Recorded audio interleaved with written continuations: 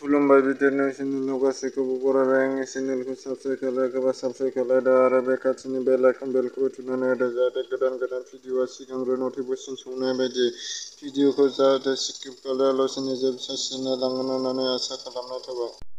धेमाजि जिल्ला जरनाय महकुमानि 515 नं राजा लामानि बर'केमक्स तिनिआलियाव जानाय फारसे फैबाय थानाय AS01EC2098 नम्बर थावनि गारि लोगोसे सिमोन साफारिनि फारसे थांबाय थानाय AR08B0730 नम्बर स्कुटि मोननैबो गेजेराव गाज्रियै सौग्रावलायदों।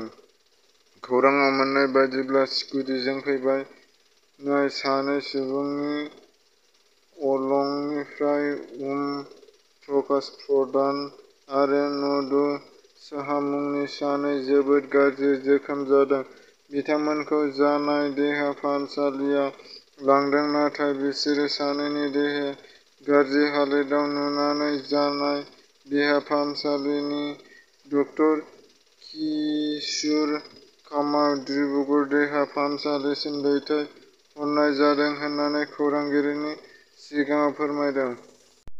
खुंथाय गोहोआव फैनाय लोगो लोगोनो बिटिआर सोरखारनि मोनसेनि उनाव मोनसे खामानि मावफुंगासिनो। बे समाव 32 नं भेरगाव बियाबनि गोदानै देरहासार जानाय बिटिआरनि एम दावबायसा बर'। बिथाङा भेरगाव बियाबनि गोग्लैसोना थानाय जाय फोथार बार'सुला गामि लामाखौ मावफुंबाय। भेरगाव साहित्य सभा मावखुलिखौबो गोदानै बानायना होबाय। 17 बोसोराव मावफुंजायि खामानिया गोदान सरकार फैनाय लोगो लोगोनो गोबां खामानि मावगासिनो दङ।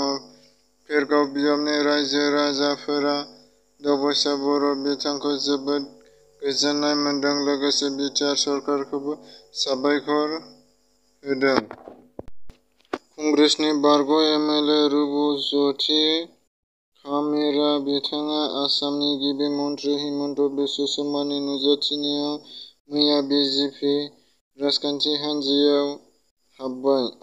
क'क्राझार जिल्ला खुंथायनि बानजायनायाव बिटिसि गेलेमु आरो लाइमोन अनसाइ बिफाननि हेफाजाबजों क'क्राझारनि केडिएसए इन्डियान स्टेटमेन्ट आव 7थि माहारियारि सान फालिदों। मैया क'क्राझार देबोरगाव ब्लकनि सिङाव थानाय सानजा मलिगाव मह'फोराव भिसिडिसिआ मैया गासिनि प्राइमारियाव थानाय भिसिडिसि मावखुलिखौ मैया सानजा क'क्राझार बियाबनिफ्राय देरहासार जानो हानाय एमएलए नरेश इस्लारिनि आखाइजों रेबगन हास'नानै बेखेवनाय जायो।